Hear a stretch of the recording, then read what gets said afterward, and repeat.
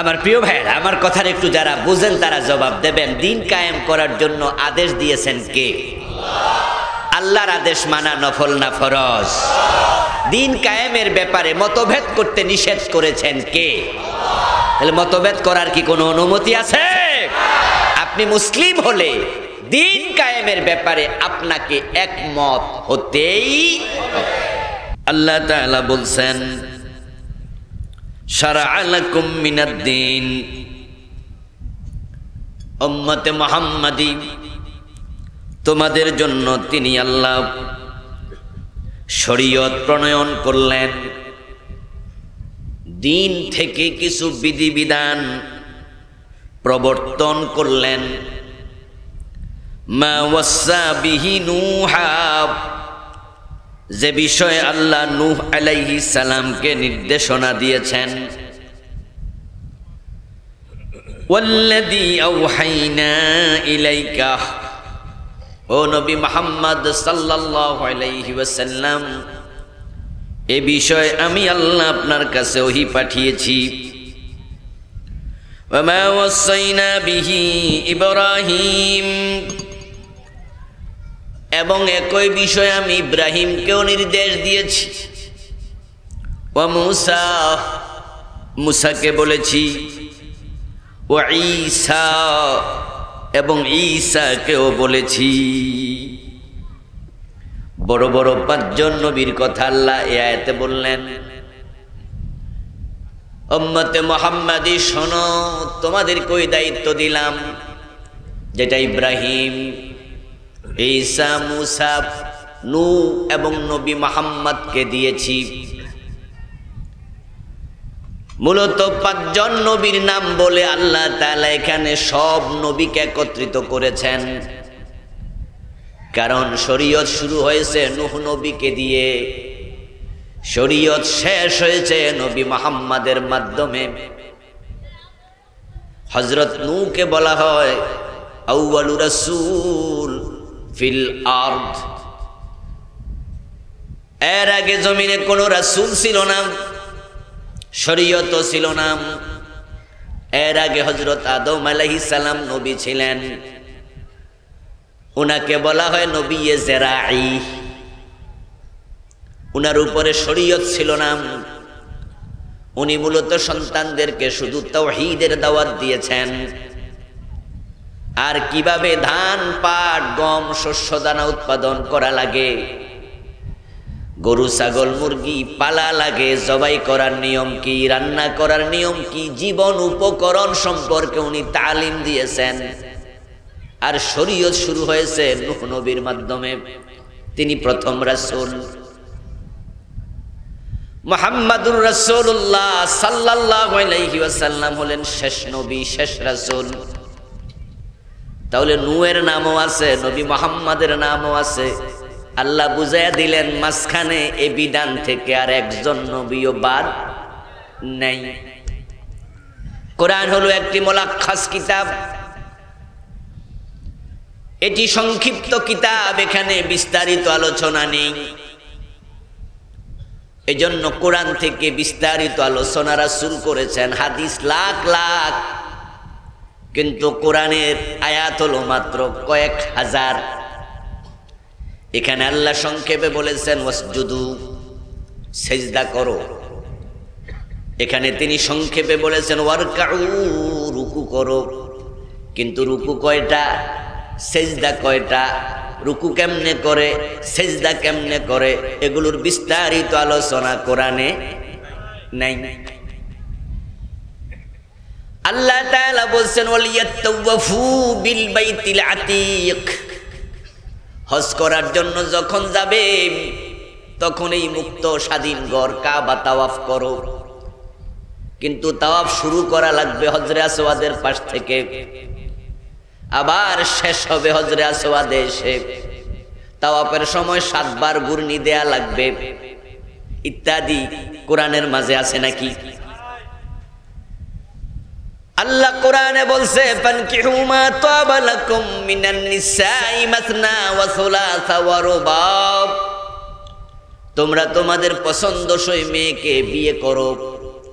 কিন্তু বিয়ে করতে হলে দুজন সাক্ষী লাগবে, ইজাব লাগবে, কবুল লাগবে। এগুলো কোরআনে আছে নাকি? এজন্য কোরআন হলো সংক্ষিপ্ত কিতাব, মুলাক্কাস, বিস্তারিত আছে হাদিসে। এই আয়াতে কারিমাতে পাঁচজন নবীকে আল্লাহ সংক্ষেপে উল্লেখ করে বুঝালেন, মাঝখানে কোন নবী এই হুকুমের বাহিরে নয়।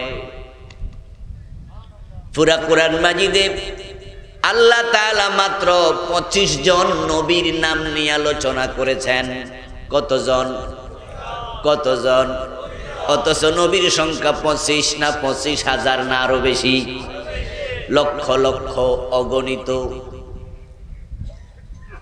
লাখ লাখ নবী। অথচ কোরআন মাজিদে মাত্র 25 জনের নাম এসেছে। যাদের নাম আসে নাই তারা কি নবী নয়? এখানে 5 জনের আলোচনা, মানে 5 জন নয়। হযরত নূহ থেকে শুরু করে বিশ্ব নবী পর্যন্ত সব নবী যে কাজ করেছে, শারআ লাকুম মিনাদ-দ্বীন, উম্মতে মুহাম্মাদি, আল্লাহ তাআলা তোমাদের জন্য সে দায়িত্বটাই দিয়েছে। সব নবী যে কাজ করছে, রাসূলুল্লাহ সাল্লাল্লাহু আলাইহি ওয়াসাল্লাম সে কাজই করেছেন। আর রাসূল যাহা করেছে উম্মত তাহাই করতে হবে। রাসূলের কাজ যাহা, উম্মতের কাজ হুবহু। রাসূল সাল্লাল্লাহু আলাইহি ওয়াসাল্লাম হলেন উম্মতের জন্য আইডল, মডেল, উসওয়া, কুদওয়া, ইমাম, নামুজাজ। উম্মতের জন্য একমাত্র আদর্শ মুহাম্মাদুর রাসূলুল্লাহ সাল্লাল্লাহু আলাইহি ওয়াসাল্লাম। আল্লাহ তাআলা বলেছেন, লাকাদ কানা লাকুম ফি রাসূলিল্লাহি উসওয়াতুন হাসানাহ। রাসূলুল্লাহর জীবনে তোমাদের জন্য রয়েছে আদর্শ। মাথার মাপে টুপি হবে, গায়ের মাপে জামা হবে, রাসূলের মাপে ইসলাম হবে। মাথা আপনার, টুপি আপনার, মাপ আপনার, জামা আপনার, শরীর আপনার, মাপ আপনার। কিন্তু শরীয়ত আপনার নয়, শরীয়ত আল্লাহর। রাসূলের মাধ্যমে আল্লাহ এটা দেখাইছে। এখন শরীয়ত আপনার মন মতো হবে না, আপনার নিজের মাপ মতো হবে না। ইসলাম রাসূলের মাপে মানতে হবে।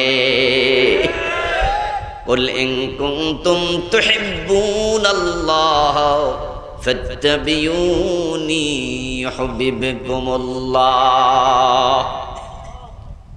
আল্লাহ বলছেন, হে নবী, আপনি উম্মতকে শোনায়া দেন, তোমরা যদি আল্লাহকে ভালোবাসতে চাও, আল্লাহর ভালোবাসা পেতে চাও, ফাত্তাবিউনি, তোমাদেরকে আমি নবী মুহাম্মাদের অনুসরণ করতেই হবে। তো আল্লাহ তাআলা বলছেন, নূহ আলাইহিস সালামকে যা বলেছি, ইব্রাহিম, মুসা, ঈসা ও নবী মুহাম্মদ আপনাকে একই কথাই বলছি। আর তাদেরকে যা বলেছি, শারআ লাকুম, কুম মানে উম্মতে মুহাম্মাদি, তোমরা শোনো, আমি আল্লাহ তোমাদের জন্য সেই বিধিবদ্ধ বিধানটাকে আবশ্যক করেছি। সব নবী মিলে যে কাজ করেছে, আমরা সে কাজ করতে হবে। তাহলে বোঝা গেল এই কাজটার গুরুত্ব কম না বেশি? আল্লাহ তাআলা যত নবী পাঠাইছে সব নবীকে দায়িত্ব দিয়েছে, খুব ইম্পর্টেন্ট দায়িত্ব। এই দায়িত্ব থেকে আপনি যদি দূরে থাকেন, তাহলে বোঝা গেল নবীদের আগমনের উদ্দেশ্যের সাথে আপনার জীবনের লক্ষ্য উদ্দেশ্যের মিল পাওয়া যায় না। এখন কি উদ্দেশ্য আল্লাহ তাআলা সব নবীকে পাঠালেন, কি দায়িত্ব দিলেন? ওই গুরুত্বপূর্ণ মেসেজটা কি? ওই মেসেজটা আল্লাহ তাআলা এবার বলছেন, আন আকিমুদ্দিন। উম্মতে মুহাম্মাদি সব নবীকে আমি বলেছি, তোমরা আমার জমিনে আমার দিন কায়েম করো। সব উম্মতের দায়িত্ব, সব নবীর দায়িত্ব, তোমরা দিন কায়েম করো। ওয়ালা তাতাফাররাকু ফীহ, দিন কায়েমের ব্যাপারে তোমরা মতভেদ করবে না, মতবিরোধ করবে না। এমন এক দায়িত্ব আল্লাহ তাআলা আমাদেরকে দিলেন, যা নিয়ে মতভেদ করার অনুমতিটাও নেই। আমরা অনেক বিষয়ে মতবিরোধ করি, শরীয়তে মতভেদ আছে, মতভিন্নতা আছে, এমন অনেক মাসালা আছে। যেমন ধরেন মসজিদে গিয়ে নামাজের সময় জোরে আমিন বলে এমন কিছু মুসলমান আছে কিনা? আমরা কি জোরে আমিন বলি? বাংলাদেশের লোকেরা খুবই কম বলি। আমরা হানাফি মাসলাক অনুসরণ করি, এজন্য আমরা আমিন বলি আস্তে। আপনার মসজিদের ইমাম যদি প্রাজ্ঞ আলেম হন, ভালো আলেম হন, উনার কাছে যদি কেউ গিয়ে মাসালা জানতে চায়, হযরত আমাদের মসজিদে আজকে মাগরিবের টাইমে আপনি ওয়ালাদ্দাল্লিন বলার পর একজন লোক জোরে আমিন কইছে, ওর নামাজ কি আছে না গেছে, নামাজ বাতিল হলো কিনা? হুজুর মুস্কি হাসি দিয়ে জবাব দেবেন, বাইরে নামাজ বাতিল হবে কেন? জোরে আমিন বলার হাদিস আছে। ইমাম মালিক, ইমাম শাফি, ইমাম আহমদ ইবনে হাম্বল রাহিমাহুমুল্লাহ ওনারা জোরে আমিন বলতেন। শাফি মাযহাবে জোরে আমিন বলে, হানাফি মাযহাবে আস্তে বলে। ইখতিলাফ, দ্বিমত। কেউ হাত বাঁধে নাভির নিচে, কেউ বাজে বুকের উপর, কেউ বাঁধে নাভির উপর। কোন আলেম বলবে না নামাজ বাতিল, বলবে হাত নাভির নিচে বাঁধার হাদিসও আছে, উপরে বাঁধার হাদিসও আছে। আহলে হাদিসরা বুকে বাঁধে, হানাফিরা নাভির নিচে বাঁধে। ইখতিলাফ আছে, ইখতিলাফ হতে পারে।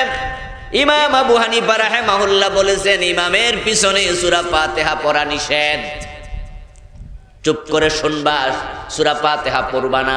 ইমাম শাফি বলছে সূরা ফাতিহা না পড়লে নামাজি হবে। ইখতিলাফ আছে কিনা?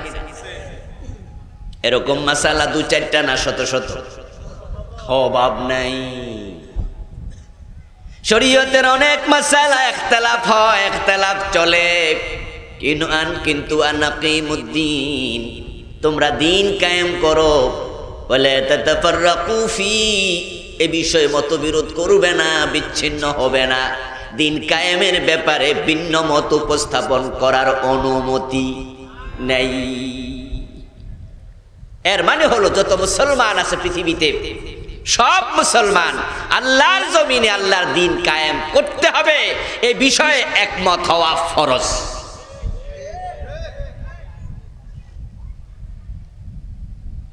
আমার প্রিয় ভাইরা, আমার কথার একটু যারা বুঝেন তারা জবাব দেবেন। দিন কায়েম করার জন্য আদেশ দিয়েছেন কে? আল্লাহর আদেশ মানা নফল না ফরজ? দিন কায়েমের ব্যাপারে মতভেদ করতে নিষেধ করেছেন কে? তাহলে মতভেদ করার কি কোনো অনুমতি আছে? আপনি মুসলিম হলে দিন কায়েমের ব্যাপারে আপনাকে একমত হতেই হবে। দিন কায়েমের ব্যাপারে দ্বিমত করার কোন অনুমতি আল্লাহ দেন নাই। আর দিন কায়েমের বিরোধিতা করার তো প্রশ্নই আসে না। আপনি যে মতভেদ করবেন আল্লাহ সেই সুযোগটাও রাখে নাই। আর আল্লাহ যেটা বলেন আপনি যদি সেটার বিরুদ্ধাচরণ করেন, উল্টা কথা বলেন, ঈমানটাই থাকবে না। আল্লাহ এবং তার রাসূলের কথার বাহিরে কথা বলার অধিকার কোন মুসলমানের নাই। বললে আপনার ঈমান শেষ। ছোট্ট একটি উদাহরণ দেই। আল্লাহ তাআলা কুরআন মাজিদে প্রিয় নবী সাল্লাল্লাহু আলাইহি ওয়াসাল্লামের আলোচনা প্রসঙ্গে বলেছেন, মা কানা মুহাম্মাদুন আবা আহাদিম মির রিজালিকুম ওয়ালাকিন রাসূলুল্লাহি ওয়া খাতামান নাবিয়্যিন।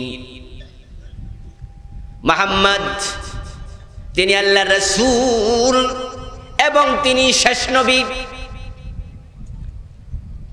এখানে আল্লাহ দুটি পরিচয় রাসূলুল্লাহ দিলেন, তিনি মুহাম্মদ, তিনি আল্লাহর রাসূল, এবং আরেকটি পরিচয় দিলেন ওয়া খাতামান নাবিয়্যিন, এবং তিনি শেষ নবী।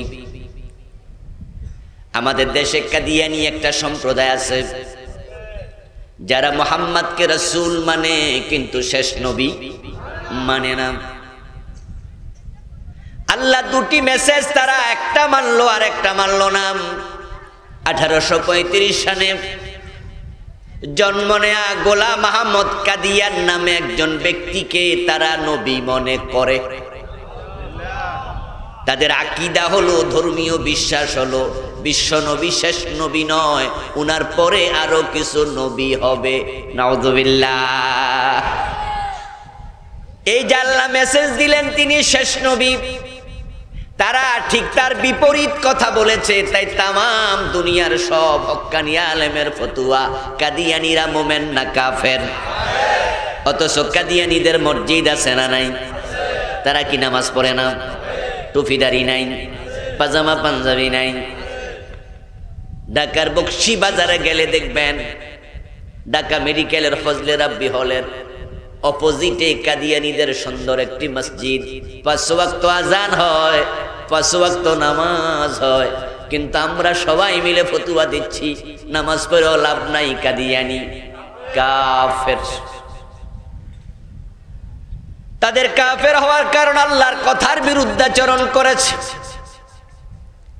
যদি কাদিয়ানী আল্লাহর কথার উল্টা কথা বলার কারণে কাফের হয়, আনাকিমুদ্দিন ওয়ালা তাতাফাররাকু ফি, দিন কায়েম করো, পরস্পর মতবিরোধ করে বিচ্ছিন্ন হইও না।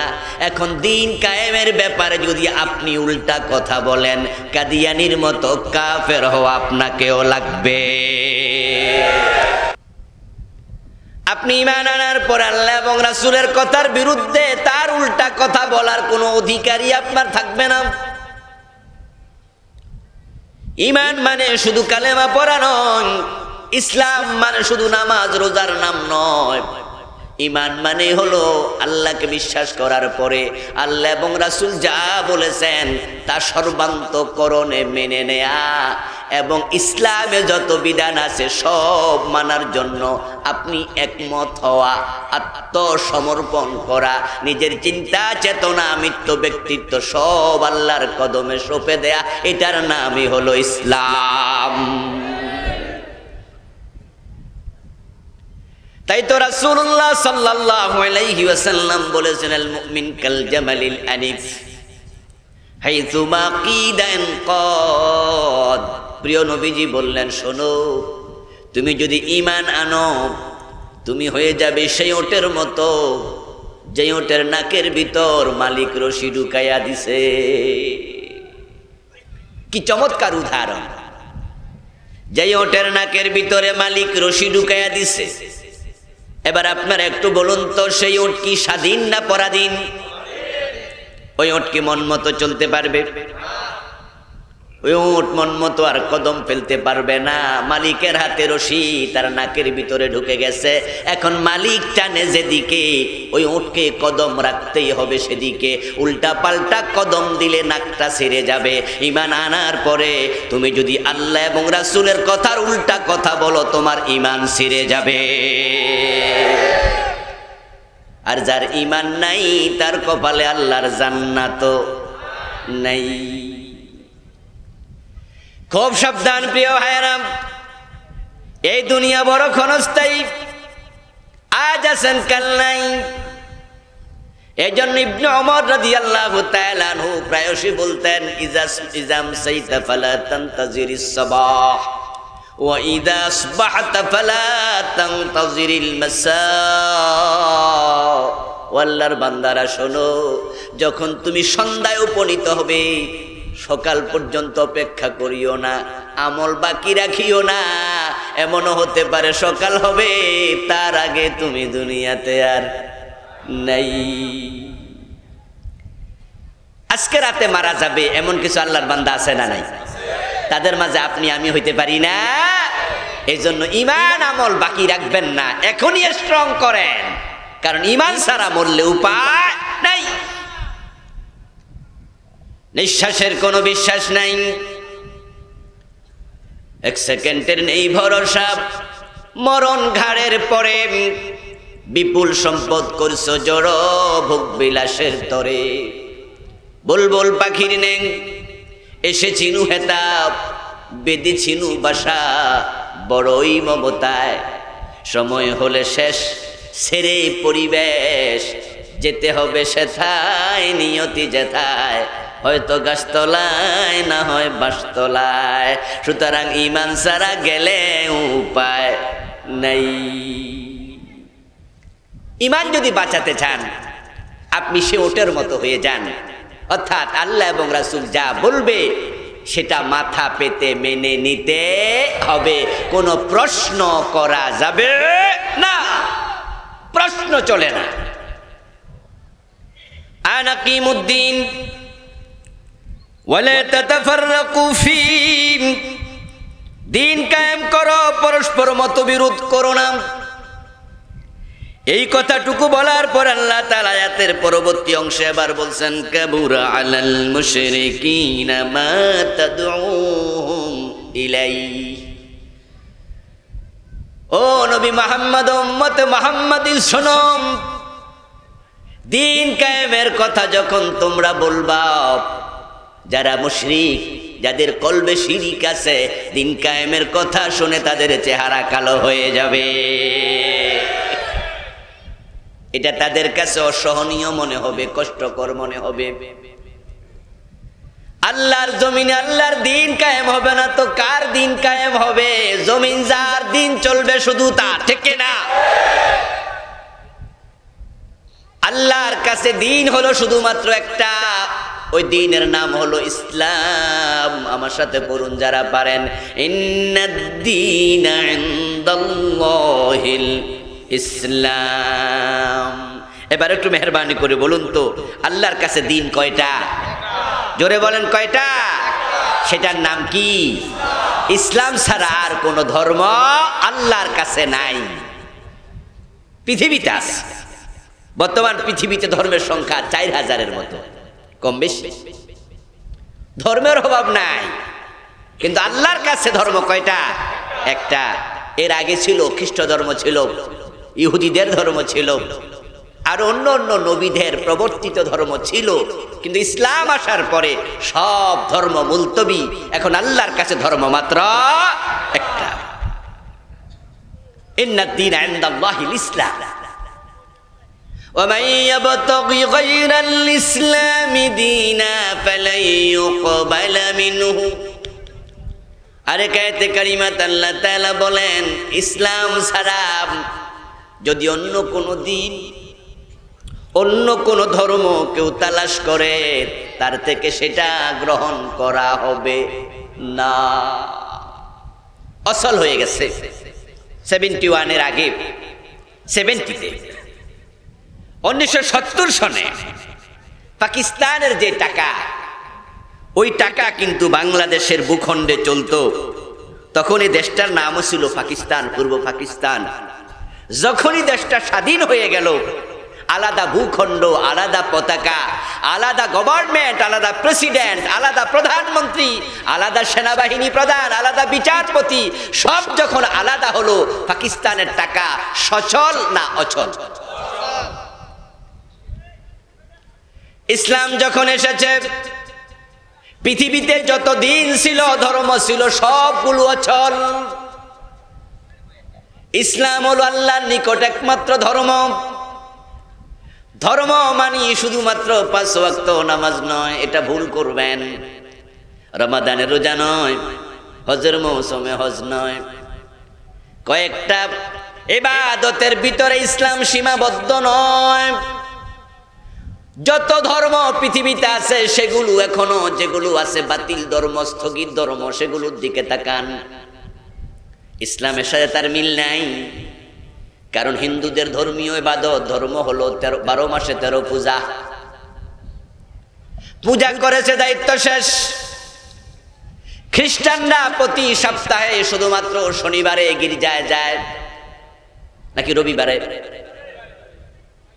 মনে হয় রবিবারে। খ্রিস্টানরা রবিবারে যাবে, বাকি 6 দিন কোনো কাম নাই।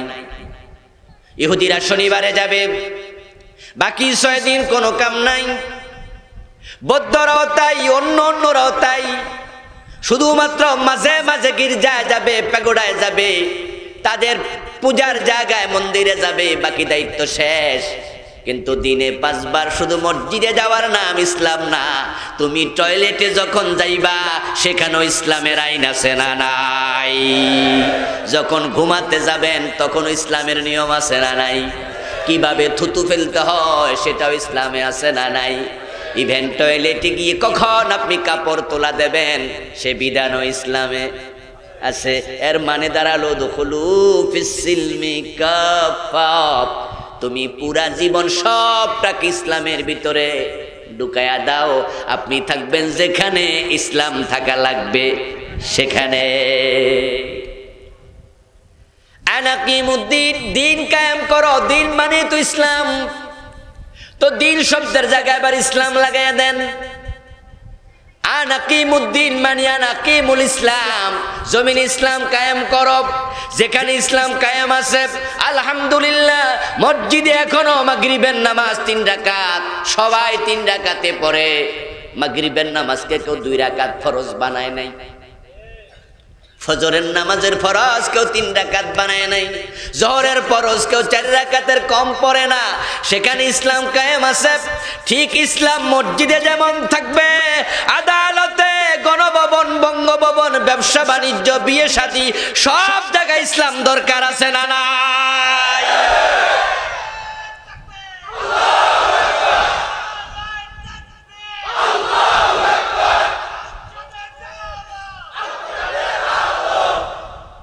আমার প্রিয় ভাই, আল্লাহর দিন থাকবে আল্লাহর জমিনের প্রতিটি ইঞ্চি জায়গায়, জীবনের বটম থেকে টপ, জীবনের ব্যক্তি জীবন থেকে আন্তর্জাতিক বলয় পর্যন্ত মুসলমান যেখানে ইসলাম থাকবে সেখানে। এবার আল্লাহ তাআলা বলছেন যাদের অন্তরে শিরক আছে, এই কথাগুলো শুনলে কাবুর আলাল মুশরিকিন মা তাদউহুম ইলাইহি, এই যে দাওয়াত তোমরা দিবা, দিন কায়েম করো, যাদের কলবে শিরিক আছে এটা তাদের কাছে পছন্দনীয় দাওয়াত হবে না, তাদের কাছে কষ্ট লাগবে। এই কথাটা আমার না, আল্লাহর। আমি জাস্ট বাংলা অনুবাদ করলাম। কাবুরা মানে কষ্টকর, আলাল মুশরিকিনা মুশরিকদের জন্য, মা তাদউহুম ইলাইহি তোমরা তাদেরকে যে দিন কায়েমের দিকে দাওয়াত দিচ্ছ, আল্লাহ নিজে বলে যার কলবে শিরিক আছে তার কাছে কষ্ট লাগবে। এতে বোঝা যায় যার কলবে ঈমান আছে দিন কায়েমের কথা শুনলে তার কাছে ভালো লাগবে। সাহেবুল বাইত আদরা বিমা ফিহি, বিখ্যাত একটি আরবি প্রবাদ। বাড়ির মালিক ভালো জানে বাড়িতে আছে কি। আপনার ঘরের আলমারিতে কোন জায়গায় টাকা রাখছেন, কোন জায়গায় স্বর্ণ রাখছেন, কোন জায়গায় কাপড় রাখছেন, এটা কি আমি জানবো? আমার আলমারির খবর কি আপনি জানবেন? কলবের খবর জানে কে? জোরে বলেন, অন্তরের খবর কে জানে?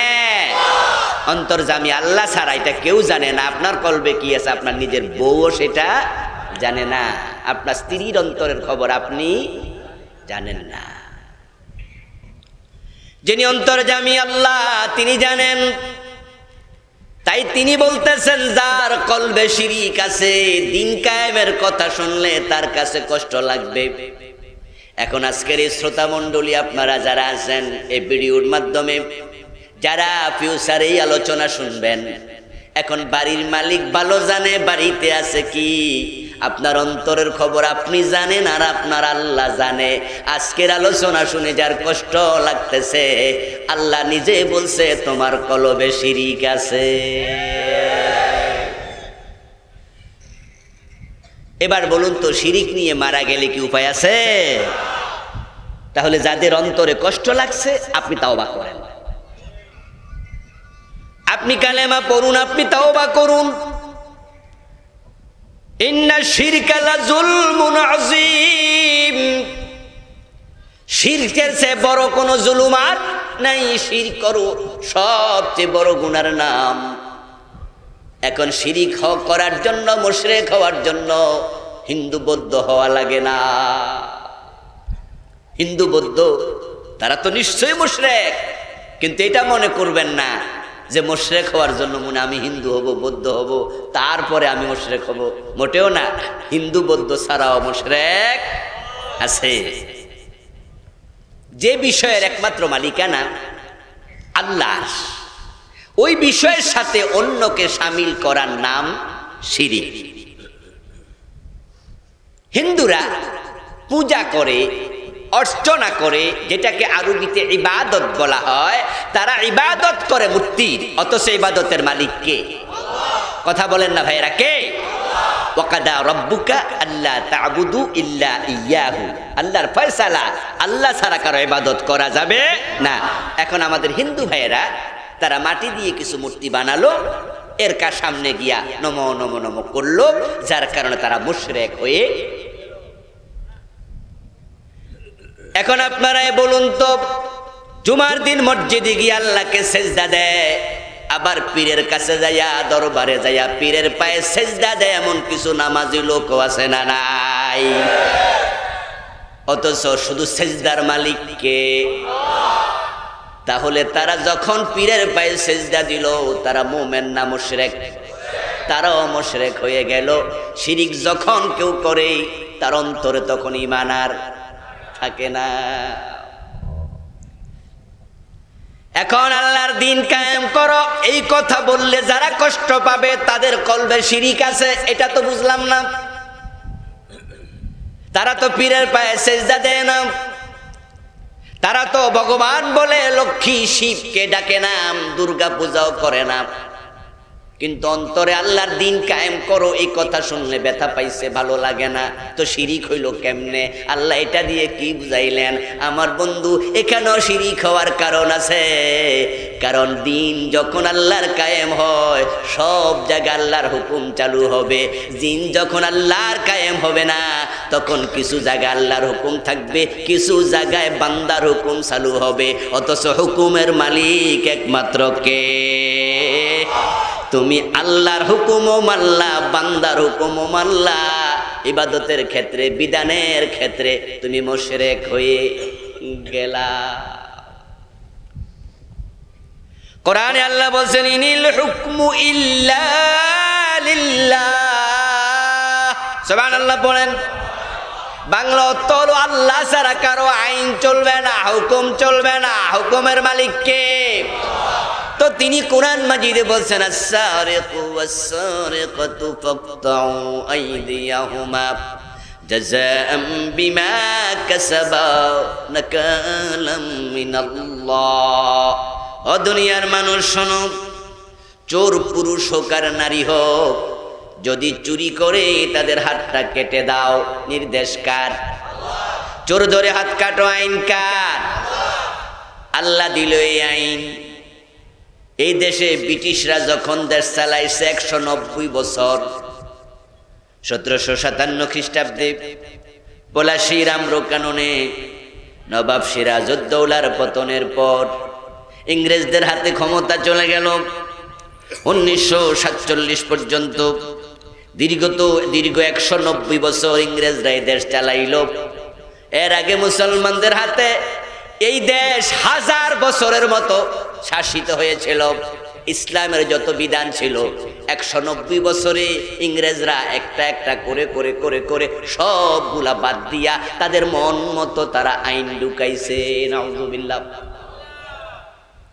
এই দেশের মুসলমানরা তাদের সময় দাড়ি রাখতে পারত না। ওই ইংরেজগুলো রাষ্ট্র চালানোর জন্য কিছু জমিদারের কাঁধের উপর ভর করেছিল। ওই জমিদাররা তাদের দাড়িতে ট্যাক্স বসাইছে। মুসলমান প্রজারা যদি ছাতা মাথায় দিয়া জমিদারদের বাড়ির সামনে দিয়া যাইতো, জরিমানা করত, তাই ছাতাটা বন্ধ করে বগলের তলায় লওয়া লাগতো। জমিদারদের বাড়ির পাশ দিয়া জুতা পায়ে দিয়ে হাঁটার অধিকারও মুসলমানদের ছিল না। 190 বছরে তারা আমাদের ইসলামী আইন কানুন বিধিবিধানগুলো সব বাদ দিয়ে দিচ্ছে। বাদ দিয়া খ্রিস্টানরা তাদের আইন ঢুকাইছে। তাদের আইনের মাঝে এবার তারা চোর ধরে হাত কাটো, এই আইনটা বাদ দিয়া ঢুকাই দিছে, চোর ধরে জেলে দাও। 1947 তারা চলে গেল। 47 থেকে 71 পর্যন্ত পূর্ব পাকিস্তান, পশ্চিম পাকিস্তান মুসলমানরা চালালো। 71 থেকে আজকে 2023 পর্যন্ত 52 বছর আমরা বাংলাদেশের মুসলমানরা চালাচ্ছি। আপনাদের কাছে আমার একটু চিন্তার খোরাক দেয়া, চোর ধরে হাত কাটার বিধানটা আমরা মুসলমানরা আবার চালু করার সুযোগ আছে না নাই? চোর ধরে হাত কাটো আইনটা কার? জোহরের নামাজ আসরের নামাজ, মাগরিব, ফজর পড়ো আইন কার? তো আল্লাহর নামাজের আইন মানলেন, রোজার আইন মানলেন, হজ করার জন্য মক্কা যান, আল্লাহর আইন মানলেন। আল্লাহ কচুর ধরে হাত কাটো, এই আইন না মাইনা ব্রিটিশ আইন এখানে রাখলেন কেন? কিছু মানবেন, কিছু মানবে না, কারণ দিন কায়েম হয় নাই। দিন যখন কায়েম হবে, প্রতিটা ইঞ্চি জমিনে সব জায়গায় আল্লাহর বিধান কায়েম হয়ে যাবে।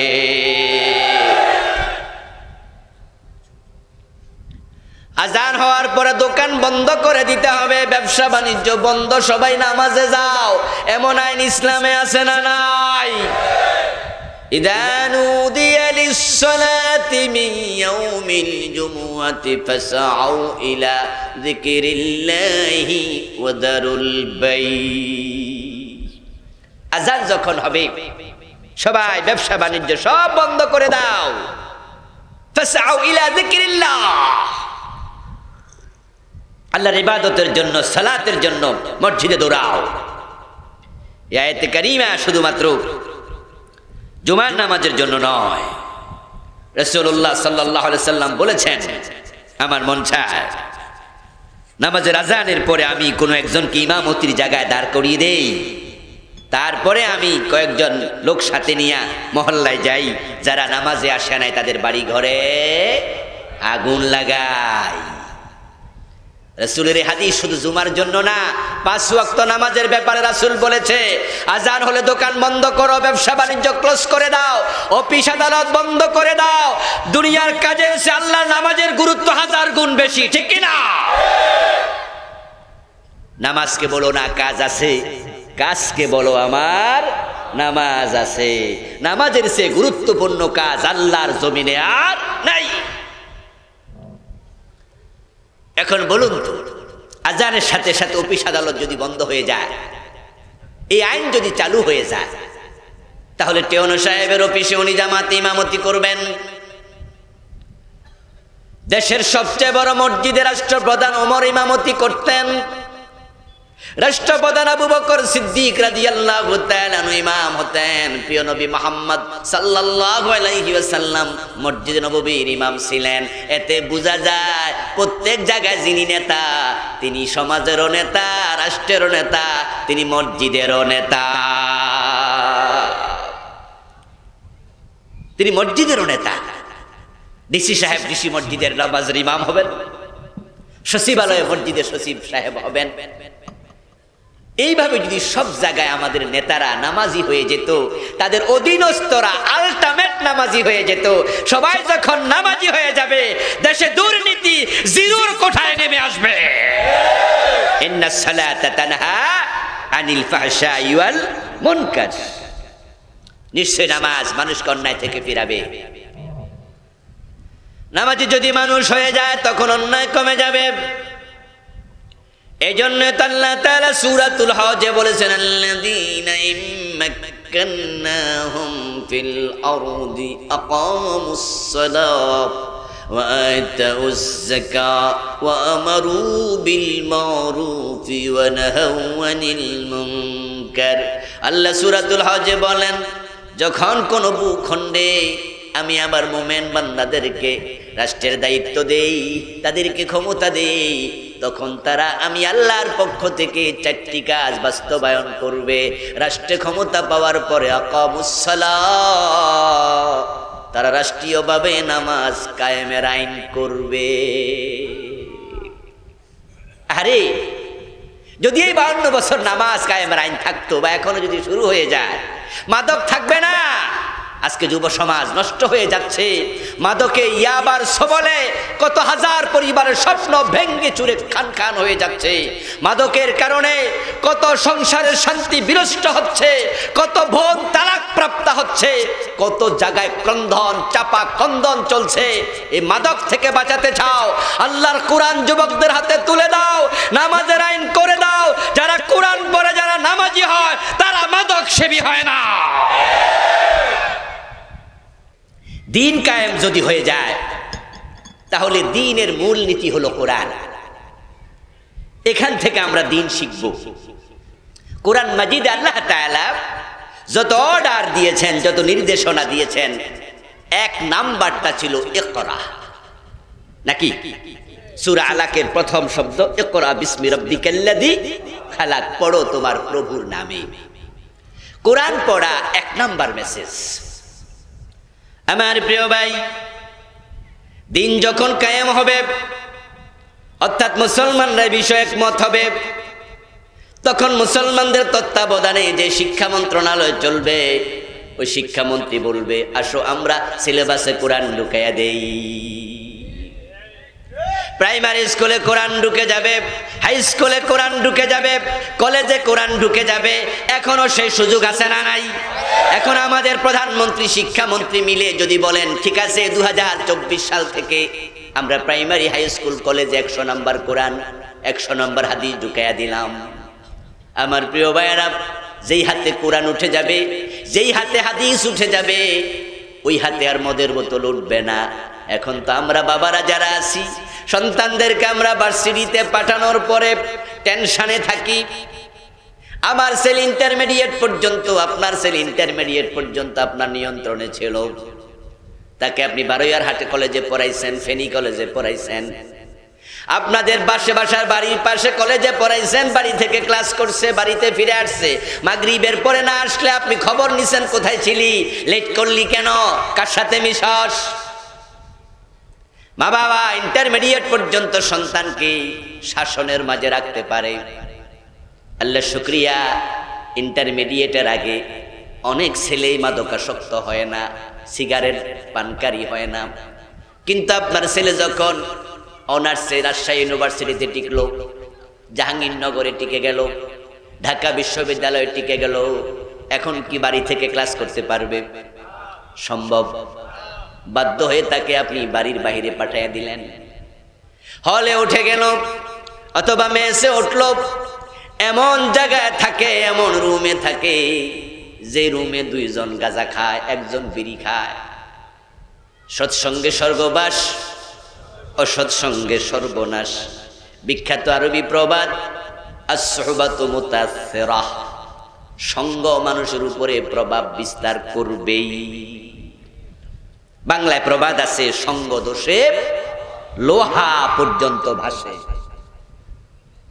কবি শেখ সাদী রাহিমাহুল্লাহ, ভাবুক মানুষ, উনি কাদামাটি কোন কারণে হাতে নিলেন? হাতে নেয়ার পরে দেখলেন কাদামাটির মাঝে সুগন্ধ, অথচ স্বাভাবিকত কাদামাটিতে কোনো সুগন্ধ থাকে না। উনি কাদামাটিকে জিজ্ঞাসা করলেন, কিরে কাদা, তোর গায়ের মাঝে সুগন্ধ আসলো কোত্থেকে? কাদামাটি যে জবাব দিয়েছে, কোন এক বাংলা কবি উনার পার্সি কবিতার অনুবাদ করেছে। কাদামাটি বলেছিল, সঙ্গীর গুণ বসিয়াছে মম মাঝে গো, নইলে কাদায় সুবাস কি এত পাইতে। আমি কাদামাটি, আমার গায়ে তো সুগন্ধ থাকার কথা নয়, তবে হ্যাঁ শোনো ও কবি শেখ সাদী, আমার পাশে একটা গোলাপ ফুল গাছ ছিল, জ্বরের কারণে গোলাপ ফুলের গাছের ডালা ভেঙে গেছে, ফুল সহ ওই ডালা আমার গায়ে এসে লেগেছে, ওই গোলাপ ফুলের গন্ধ তাই আমার গায়ে চলে এসেছে। সঙ্গ দোষে লোহা যেমন ভাসে, আবার সঙ্গ দোষে কাদার মাঝে ফুলের সৌরভ পাওয়া যায়। সৎসঙ্গে স্বর্গবাস হয়, অসৎসঙ্গে সর্বনাশ হয়ে যায়। ঠিক আপনার কলিজার টুকরা ছেলে বিশ্ববিদ্যালয়ে পাঠালেন, ইউনিভার্সিটিতে অসৎসঙ্গে পড়ে মদখোর, গাঁজাখোর, হত্যাকারী, সন্ত্রাসী হওয়ার সম্ভাবনা আছে। এই যে বুয়েটে আবরার হত্যাকারী 18-19 জন ইঞ্জিনিয়ার আজকে ফাঁসির কাষ্টের আসামি। আপনারা শিক্ষিত মানুষরা সবাই জানেন, বুয়েটে যারা টিকে তাদের মতো মেধাবী সন্তান বাংলাদেশে খুব কম। বাংলাদেশে যতগুলা ইঞ্জিনিয়ারিং বিশ্ববিদ্যালয় আছে, বুয়েট কয় নাম্বারে? শিক্ষিত ভাইয়েরা কথা বলেন, কয় নাম্বারে? আরে আমার বাসা তো ওদিকেই, ঢাকাতেই, তো মাঝে মাঝে ওদিকে যখন যাই কোনো কাজে, বক্সিবাজারের দিকে, পুরান ঢাকার দিকে, যখন ঢাকা মেডিকেল ছুটি হয়, বুয়েটের ক্লাস শেষ হয়, বাচ্চাগুলো হেঁটে হেঁটে যায়, তখন আমি বলি গাড়িতে বসে বসে ভাবি, এক একটা বাংলাদেশের হীরকখণ্ড সোনার টুকরা হাঁটতেছে, দেশের সেরা মেধাগুলো মাটির উপর দিয়ে হাঁটতেছে, যারা A+ পায়, গোল্ডেন A+, SSC SSC, তাদের মাঝে হাজার হাজার বুয়েটে টিকে না, মেডিকেলে টিকে না, লাইনে চান্স পায় না। যারা টিকেছে তারা অভর মেধাবী। মায়ের স্বপ্ন, বাবার স্বপ্ন, আমার ছেলে কয়দিন পরে ডাক্তার হবে, কয়দিন পরে ইঞ্জিনিয়ার হবে।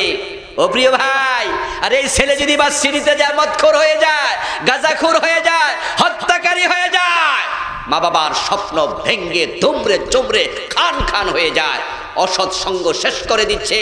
এই মদ, এই গাঁজা, এই ইয়াবা বন্ধ করতে হলে দিন কায়েমের জন্য এগিয়ে আসো।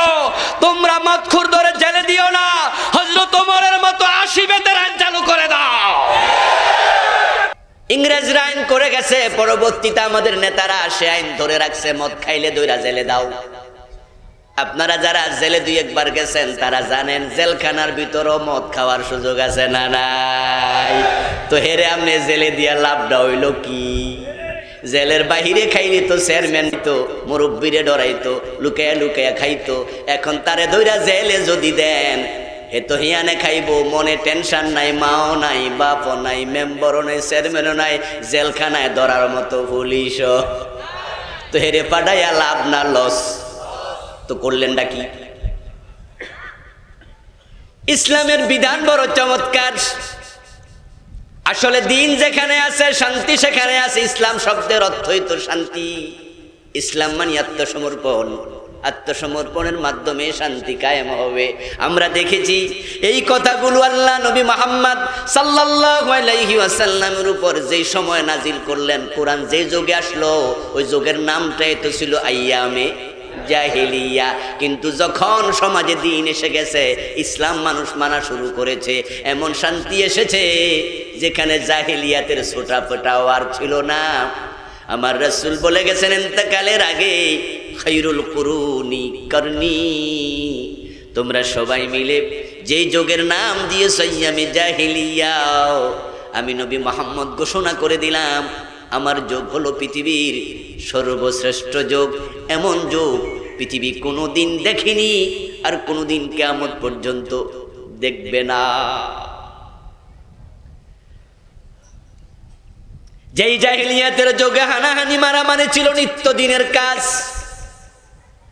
3টা ডব্লিউ ছিল জাহিলিয়াতের মানুষগুলোর জীবনের অবিচ্ছেদ্য অংশ: ওয়াইন, ওমেন এন্ড ওয়ার, মদ, যুদ্ধ এবং নারী। কোথায় কোথায় মারামারি। বাবা নিজের জীবিত মেয়েটাকে নিজ হাতে কবরে মাটি দিত, জীবিত চাপা দিয়ে দিত। সামান্য জিনিস নিয়ে ঝগড়া লেগে যুদ্ধ বেঁধে যেত, হাজার হাজার মানুষ যুদ্ধে মরে যেত। যেই যত মানুষ খুন করত তাকে তত সম্মানিত বীর বাহাদুর উপাধি দিত। অথচ ইসলাম আসার পরে, দিন কায়েমের পরে আমরা কি দেখলাম? অদ্য দুনিয়ার সম্রাট ওমর গাছতলায় একা একা ঘুমায়া থাকে, বডিগার্ডেরও কোনো প্রয়োজন আর নাই। অর্ধ পৃথিবী করেছো শাসন, ধুলার তখ্তে বসে, খেজুর পাতার প্রাসাদ তোমার বারে বারে গেছে খসে। ও প্রিয় ভাইরা, ইসলাম মানে তো শান্তি। এই যে আপনারা আমরা ইসলাম না মাইনা ব্রিটিশ আইন মানতেছি, ব্রিটিশ আইনের পক্ষে যদি আপনার মন মাইল হয়ে যায়, ঝুঁকে যায়, আল্লাহর আইনের বিপরীতে চলে যায়, আপনার ইমানটা আর থাকবে না। কারণ আল্লাহর আইনের বিপরীতে গেলে ইমান থাকে না। মুমিন মানি তো ওটের মতো, যে ওটের নাকে রশি লাগাইছে। এখন আল্লাহ টানে যেদিকে, রাসূল টানে যেদিকে, আপনার চিন্তা যাবে সেদিকে। উল্টা যদি যায়, আপনার ইমানটা ছিঁড়ে গেছে। এখন সুর ধরে আপনারা জেলে দেন, মদ খাইলে জেলে দেন। আজিব তো, কেন বুঝেন না? আল্লাহর আইনে শান্তি, আল্লাহর বিধানে শান্তি। মাদকের সবল থেকে জাতিকে মুক্ত করতে চাও, দিন কায়েমের জন্য এগিয়ে আসো। কোরআনের বিধানগুলো আস্তে আস্তে সমাজে ঢুকাইয়া দাও। সংসদে বিল পাস হয়ে যাক, মদ খাইলে 80 বেত দিতে হবে। পুলিশকে বলা হবে যে মদ খাক ছাড় দিও না, 80 বেত দিবে। টেলিভিশনে দেখাবে, পত্রিকায় হেডলাইন করা হবে, কিভাবে আশীর্বাদ লাগানো হয় সেটা ভিডিও করে ইউটিউবে গুগলে আপলোড করে দেয়া হবে। যখন দেখবে আশীর্বাদ কেমনে লাগায়, মদখোররা মদ খাওয়ার আগে ঠান্ডা পানি খাবে, মনে মনে ভাববে পিঠের চামড়া থাকবে না, কাউকে সার দেয়া হবে না, এক আইন হবে সবার জন্য। ওমরের মতো নিজের ছেলে আবু শামা মদ খেয়েছে, হযরত ওমর নিজের ছেলেকে রেহাই দেন নাই। আর ইসলাম কত সুন্দর, ইসলাম কত সুন্দর। এই জন্য কবি নজরুল বলেছিলেন, ইসলাম সে তো পরশ মানি, তারেকে পেয়েছে খুঁজি, পরশে তাহার শোনা হলো যারা, তাদেরই মোরা বুঝি। ইসলাম মুখে বললে হবে না, মানতে শিখাও মুসলমান। আশীর্বাদের আইন যদি চালু হয়ে যায়, কাউকে ছাড় না দেয়, ওমরের মতো নিজের ছেলেরে ছাড় দেয় নাই। মদ্যপানের অপরাধে প্রিয় পুত্রকে নিজ করে মেরেছ দোররা, মরেছ পুত্র তোমারই চোখের পরে। আপনারাই বলুন তো, এমপির ছেলে মদ খেলে তাকে আশীর্বাদ দেবে, মন্ত্রী ছেলে মদ খেলে তাকে আশীর্বাদ দেবে, 1000 কোটি টাকার মালিক দেশের সিআইপি বড় ব্যবসায়ী তার ছেলে মদ খেলে আশীর্বাদ দেবে। সবাইকে আশীর্বাদ যদি দেয়া শুরু হয়ে যায়, আমি বলবো 6 মাসে শাস্তি যদি বলবৎ থাকে, আল্লাহর কসম করে বলতে পারি 6 মাস পরে বাংলার সীমানায় মদের বোতল পাওয়া যাবে না।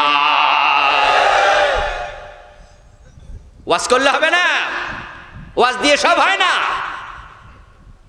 আপনারা আলেম ওলামাদেরকে বলেন যে হুজুর আপনারা মদের বিরুদ্ধে কিছু কইয়েন, আমরা বলি ধন্যবাদ, বলতেই হবে। আমরা বলবো, বলার উদ্দেশ্য হবে আমার ওয়াজ যারা শুনছে তারা যেন ভবিষ্যতে সুযোগ পাইল মদ, কথা বলে না, ভবিষ্যতে না খায়। কিন্তু আমার ওয়াজ দিয়ে মদ বন্ধ হবে না, কারণ হলো আমার ওয়াজে মদখোর আসে নাই। রাতের 11:15 বাজে মাহফিলে বসে আমার ওয়াজ শুনবে, মদখোরের কপাল কি এত বালা? এত ভালো কপাল হলে কি আর মদ খাইতো? আজকের এই মাহফিলে মানুষ যদি 5000 হয়, মদ পান করে আমার মনে হয় একজনও এখানে নাই। কারণ মদখোর যারা ওয়াজে তারাও আসে, তবে জিলাপি দোকান পর্যন্ত। ওখানে জিলাপি দোকান বানাইছে না, ওখানে কিছু পেঁয়াজু বানাচ্ছে, দোকান বানাইছে, মদ খায় এমন লোক আসে মাহফিলে। পাশের বাড়ির মানুষ তারা বিড়ি টানতে টানতে আসে, ওই জিলাপি দোকানে বসে, ওয়াজও শোনে, মোমবাতিও টানে। আপনাদের মতো রহমতের বাগানে এসে এইভাবে সুন্দর পরিবেশে ওয়াজ শুনবে, এত সৌভাগ্য ওদের নাই। তাহলে এখন যদি আমি মদের বিরুদ্ধে ওয়াজ করি, জ্বর উঠলো কার, কম্বল দিলাম কারে? তারা তো মদ খায় না, ওয়াজ করে লাভটা কি? এই জন্য বলে চোরে শোনে না ধর্মের কাহিনী, ওয়াজ দিয়ে হবে না, আশীর্বাদের আইন চালু করে দাও, ঠেলার নাম সোজা হয়ে যাবে। আনাকিমুদ্দিন ওয়ালা তাতাফাররাকু ফি, তারপরে আল্লাহ বলে শোনো মুশরিকদের কষ্ট লাগবে। এরপরে এবার বলছে আল্লাহু ইয়াজতাবি ইলাইহি মান ইয়াশা, তবে দিন কায়েমের কাজ সবাই করতে পারে না। এই কাজ করার জন্য আল্লাহ যাকে মনোনীত করে সেই করতে পারে। আমার মুসলমান ভাইয়েরা, দিন কায়েমের পক্ষে আপনারা যারা আছেন, আপনাদেরকে চয়েস করছে কে?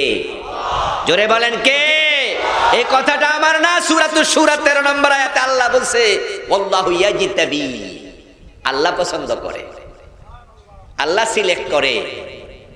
তাকদীর লাগে রে ভাই, তাকদীর।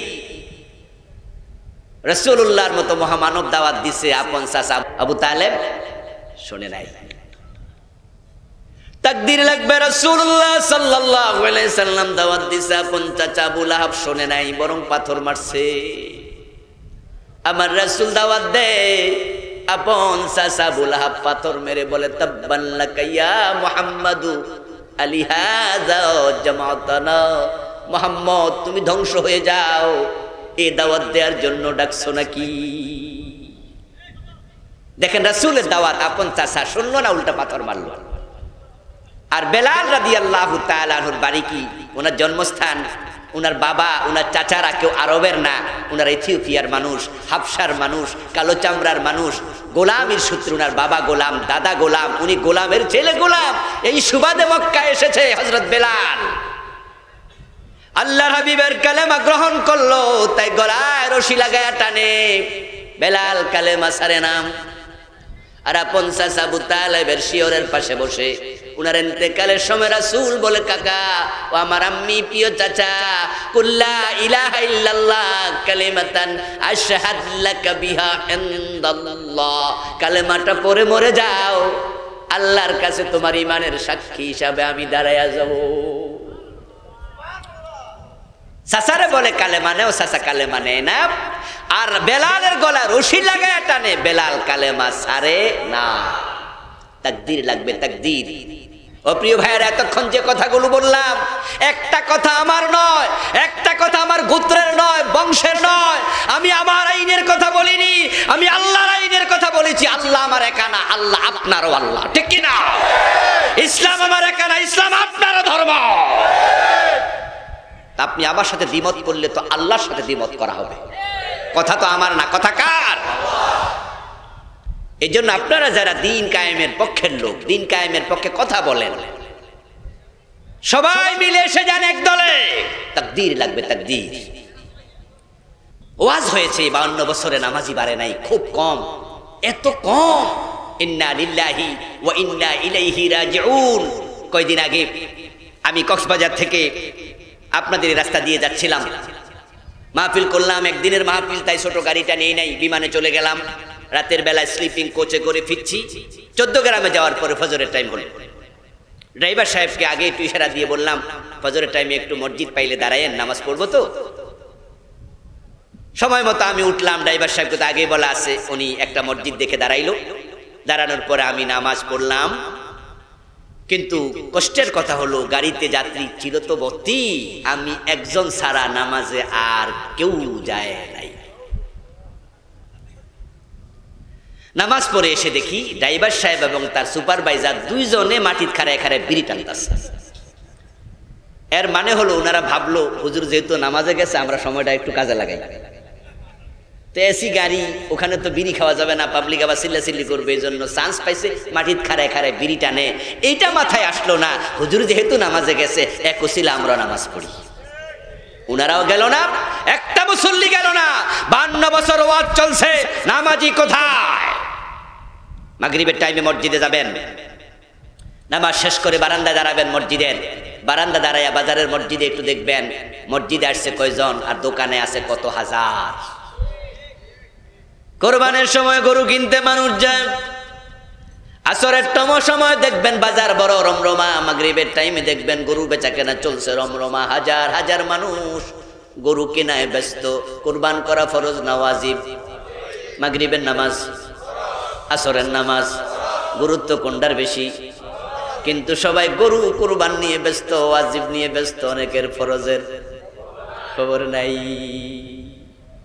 মুয়াজ্জিন কয় হাইয়া আলাস সালাহ, আর ওরা কয় না না, এসব লা সালাম আসসালাম লাগবে না, আগে গরু কিনবি।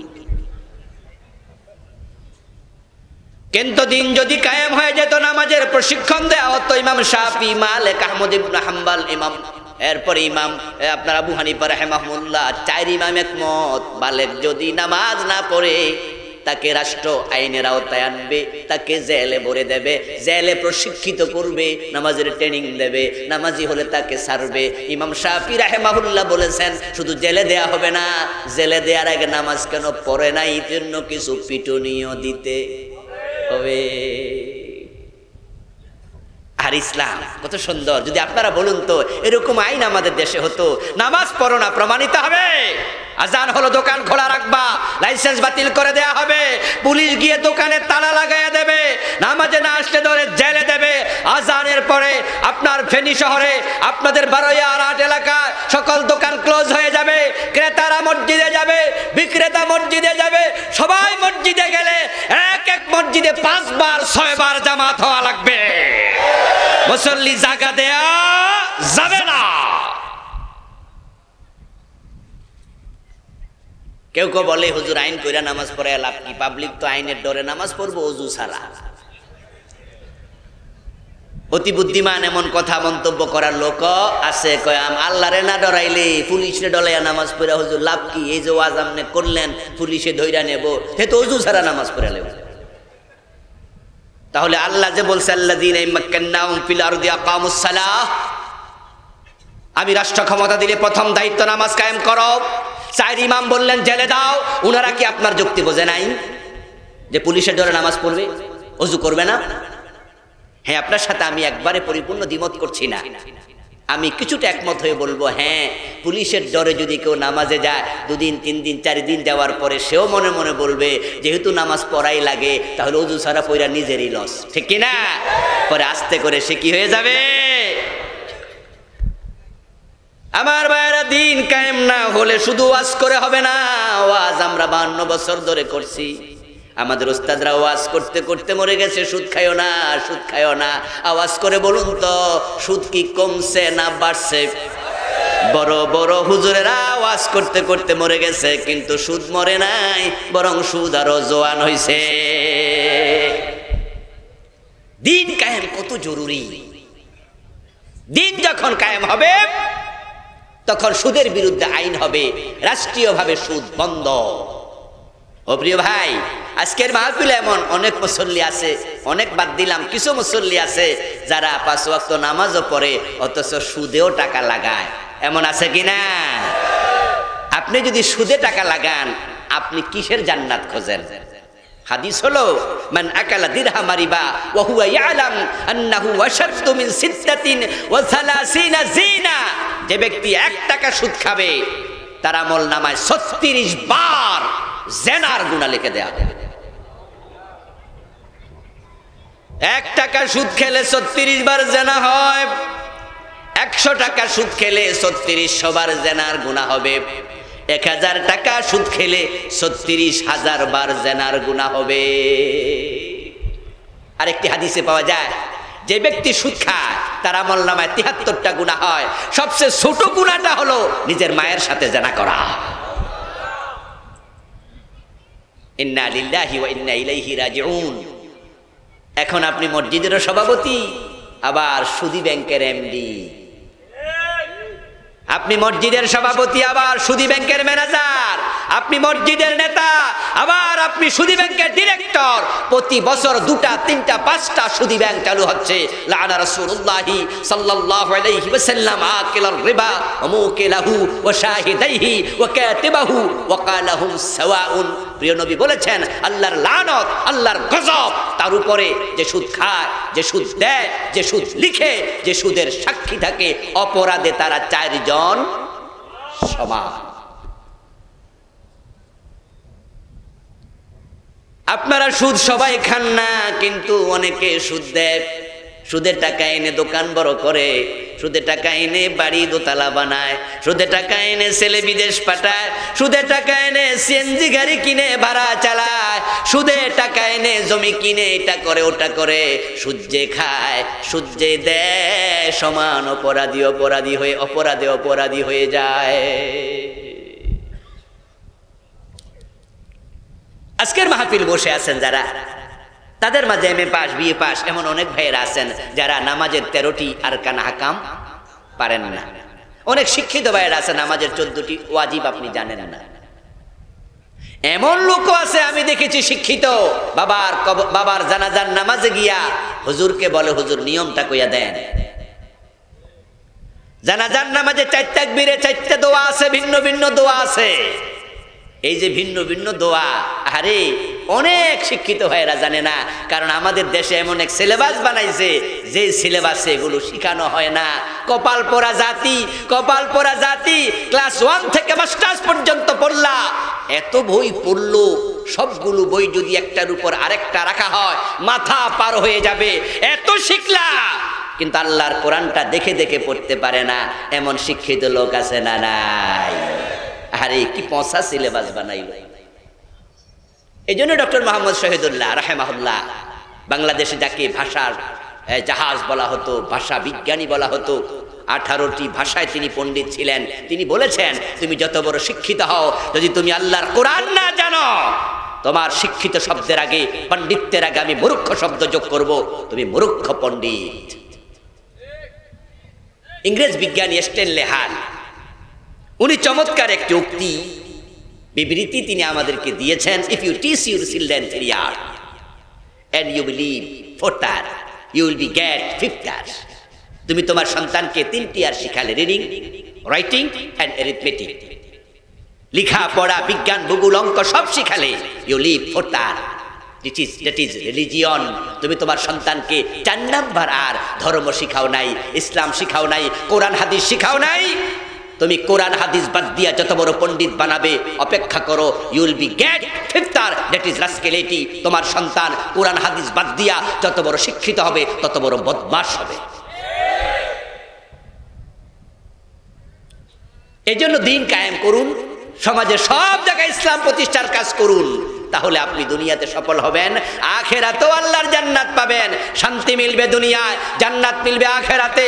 আল্লাহর জান্নাত পাওয়ার জন্য সবাই মিলে দল ভুলে মত ভুলে আল্লাহর কোরআনের বিধান কায়েমের পক্ষে কাজ করা দরকার আছে না নাই? আল্লাহ তৌফিক দান করে, সবাই বলেন আমিন।